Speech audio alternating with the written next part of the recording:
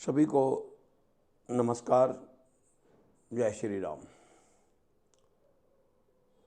आज हम बहुत ही स्नेहपूर्वक, श्रद्धापूर्वक नवरात्रे अपने परिवार में, अपने मंदिरों में मना रहे हैं।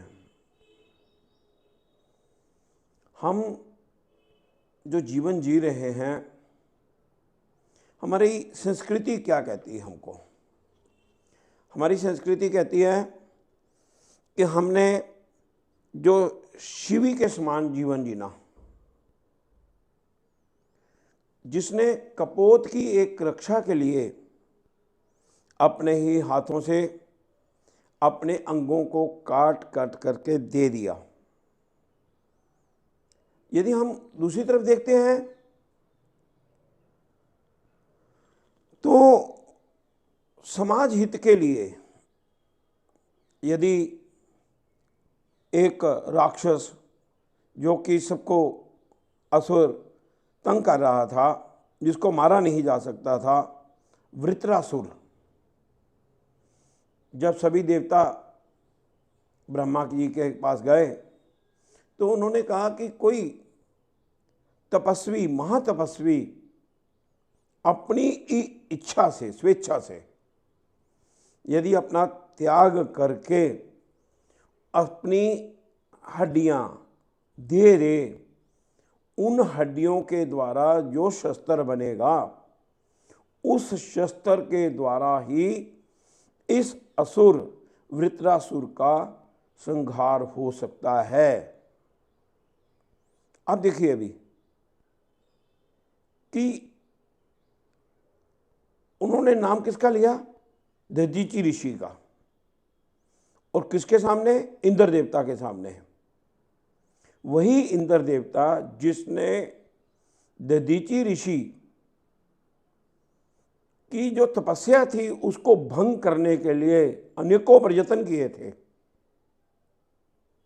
लेकिन जब इंद्र देवता पहुंचते हैं दधीचि ऋषि के पास और ब्रह्मा जी की वाणी को बताते हैं कि यदि आपकी अस्थियां हमें मिल जाएं, और वह भी स्वेच्छा से,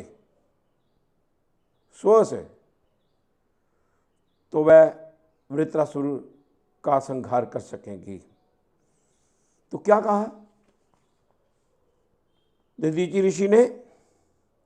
यदि मेरी अस्थियों से बने खंजर से गो, ब्राह्मण और देवताओं को क्रस्त करने वाले असुर का संहार हो सकता है,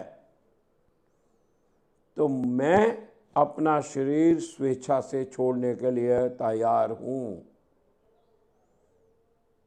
और उन्होंने योग विद्या के द्वारा अपना शरीर छोड़ दिया और उनके द्वारा बनी हुई जो अस्त्र बना, उसके द्वारा उस वृत्रासुर का संहार हुआ। ये दो उदाहरणें हमारे सामने आई, लेकिन कहते हैं कि समाज के लिए अपने हृदय में क्या रखना? सात्विक भाव रखना, वाणी में मधुरता रखनी, और सारा जीवन घिस घिस करके, कैसे?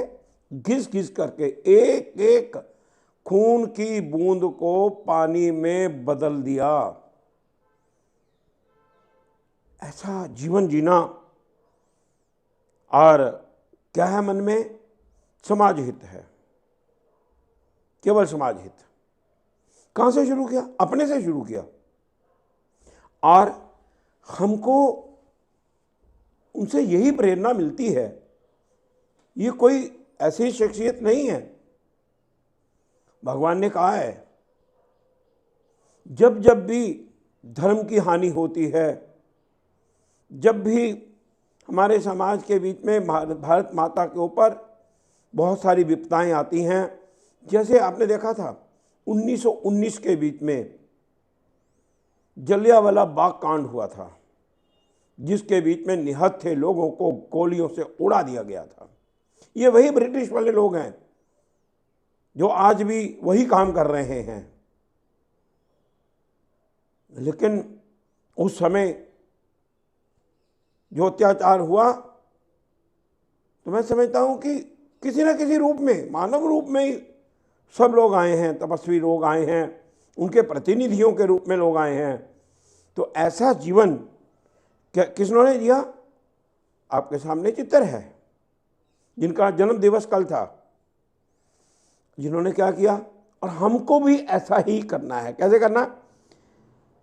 जीवन सर्वस्व हमें, मैं ऐसे शुरू करूं, मैं ये ना कहूं कि भगत सिंह किसी और के घर पैदा हो। अपने से शुरू करके कैसे जीवन जिया गए? समाज के लिए समर्पण। खाना पीना किसके लिए? रहना किसके लिए? और जीना किसके लिए? केवल समाज के लिए, केवल और केवल समाज के लिए। और इसी के लिए हम सबको मरने के लिए तैयार भी रहना चाहिए। ये मनुष्य जीवन तो जाएगा जाएगा, मरना ही तो निश्चित है। लेकिन मरना कैसे है? हमको भी घिस घिस करके समाज के हित के लिए यदि प्राण चले भी जाएं, शरीर को सुखा सुखा कर यदि हम अपने इस कार्य को आगे बढ़ाएंगे, और उसके ऊपर कटिबद्ध भी रहना है, पक्का भी रहना है। डोलना नहीं है, मुसीबत आ गई तो हम डोल जाएं, ऐसा नहीं होना चाहिए। यदि हम डोल गए तो हम, इसका मतलब कहीं ना कहीं कमजोरी है हमारी। इसीलिए हम सबको आज जो पुरानी हमारी परंपरा आ रही है, ये मनुष्य जीवन केवल और केवल हम सबको समाज हित के लिए मिला है। यदि आजकल हम भगवान राम का भी देखते हैं, रामनवमी आने वाली है, जरा ध्यान करिए ना, क्या पूरी रामायण के बीच में कहीं लिखा है कि भगवान राम इस धरती पर आए अपने लिए जिए? बचपन में देख लीजिए, जवानी में देख लीजिए, अंत समय में तक देख लीजिए, उन्होंने क्या किया? परहित सम धर्म नहीं भाई, पर पीड़ा सम नहीं अधिमाई। परहित, दूसरों के भले के समान कोई धर्म नहीं है, और दूसरे को कष्ट देने के समान बराबर कोई अधर्म नहीं है। परहित करना है, केवल दूसरों का भला करने के लिए यह मनुष्य जीवन हम सबको मिला है। उसको बेकार मत जाने दीजिए। कुछ ना कुछ रोज भले का कार्य कीजिए, नहीं तो मनुष्य जीवन बेकार हो जाएगा। और आज भारत माता पुकार रही है हम सबको, हमको ये समाज पुकार रहा है। उन्हीं का नाम होगा इस समाज के बीच में, जब ये जो मनुष्य जीवन छोड़ के जाएंगे। आज आप देख रहे हैं पूरी दुनिया के बीच में डॉक्टर साहब को आधे सरसंघ चालक पर नाम मिला है। क्या अपने घरों के बीच में ही हम देख लेते हैं कि जब बुजुर्ग चले जाते हैं 6 महीने, साल बाद, 2 साल बाद, उनका चित्र कहीं दिखाई नहीं देता। तो आज हमारे सामने है ना, समाज के लिए किया ना, घिस घिस करके जीवन जिया ना। तो हमको भी, जो हमारे गुरु महाराज कहते हैं, शंकराचार्य महाराज जी कहते हैं, पूरी पीठाधीश्वर क्या कहते हैं? जीविका जीने के लिए है, जीवन जीविका के लिए नहीं है। जीवन जगदीश्वर की प्राप्ति के लिए है। क्या? जीविका जीवन के लिए है, जीवन जीविका के लिए नहीं है। जीवन जगदीश्वर की प्राप्ति के लिए है। और जगदीश्वर की प्राप्ति कैसे होगी? परहित सम धर्म नहीं भाई, पर पीड़ा सम नहीं अधिमाई। दूसरों का भला करिए ना, तभी जगदीश्वर की प्राप्ति होगी। हम मंदिर में जाएं, गुरुद्वारे में जाएं, हरिद्वार जाएं, वृंदावन जाएं, अनंतपुर साहिब जाएं, कहीं पर भी जाएंगे, वहाँ पर हमको शक्ति मिलेगी, हमारे मन को ताकत मिलेगी कि हमको ये अच्छा कार्य करना है। केवल नहाने से, केवल जाने से कुछ नहीं होगा, करने से होगा, क्योंकि ये कर्म भूमि है। कर्म अच्छे करने पड़ेंगे, आपको अच्छे करने ही पड़ेंगे। यदि नहीं करेंगे तो कोई लाभ नहीं है, मरना निश्चित है। समय आ जाएगा, जब अब समय आता है, जब जमीन के ऊपर लिटा दिया जाता है तो क्या कहा जाता है, क्या कहते हैं, इनको भगवत गीता का 18वां अध्याय सुना दो, इससे कोई दान पुण्य करवा दो। तो तब हम करते हैं ना, तो भगवान हमारे ऊपर हंसते हैं, मैंने तुमको इतना लंबा जीवन दिया, तुमने क्या किया।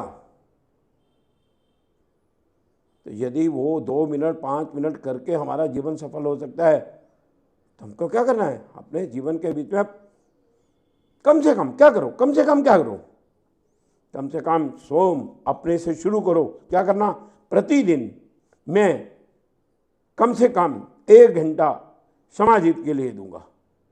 प्रतिदिन कम से कम मैं 1 रुपया समाज हित के लिए दूंगा। जब देने की भावना बन जाएगी, तब आप सर्वस्व भी न्यौछावर करने के लिए तैयार हो जाएंगे। अभी वो समय नहीं है, हमको मरना नहीं है, हमको जीना है, समाज हित के लिए जीना है, अपने अपने परिवारों को मजबूत करना है। हमने भगवान राम का मंदिर अयोध्या में बन रहा है, हमारे लिए बहुत फख्र की बात है। हम सबको एक काम करना है, क्या करना है, अपने अपने घर को राममयी परिवार बनाना है। क्या बनाना है, राममयी परिवार बनाना है। वो कैसे बनेगा, परिवार को भक्तिमय बनाओ, परिवार को शक्तिमय बनाओ, परिवार को सेवामय बनाओ, परिवार को युक्तिमय बनाओ। तो कैसे, अपना घर हो भक्ति धाम, अपना घर हो भक्ति धाम, अपना घर हो शक्ति धाम, अपना घर हो सेवा धाम, हर बाधा को पार करे हम, ऐसा सुंदर युक्ति धाम। आज समाज के बीच में क्या हो रहा है ना, तलाक हो रहे हैं, डाइवोर्स हो रहे हैं, ये हमारी संस्कृति नहीं है। यदि आप युक्ति धाम बनाएंगे, अपने घर की समस्याओं को अपने घर के बीच में ही समाधान करेंगे, तो क्या घर मजबूत नहीं हो जाएगा। यदि घर मजबूत होगा, अपना प्रांत मजबूत होगा, अपना देश मजबूत होगा, विश्व में शांति आएगी, क्योंकि परिवार से ही सब कुछ होगा। तो हमारी दायित्व यही है, हम अपने से स्वयं से शुरू करें कि मैं अपने परिवार को राममय बनाऊंगा, भक्तिमय, शक्तिमय, सेवामय, युक्तिमय बनाते हुए भारत माता की हम सेवा करते जाएंगे और अपना कुछ ना कुछ न्यौछावर करेंगे, नहीं तो कुछ हासिल नहीं होगा। इसी के साथ मैं आपको यही कहूँगा, देश हमें देता है सब कुछ, हम भी तो कुछ देना सीखे।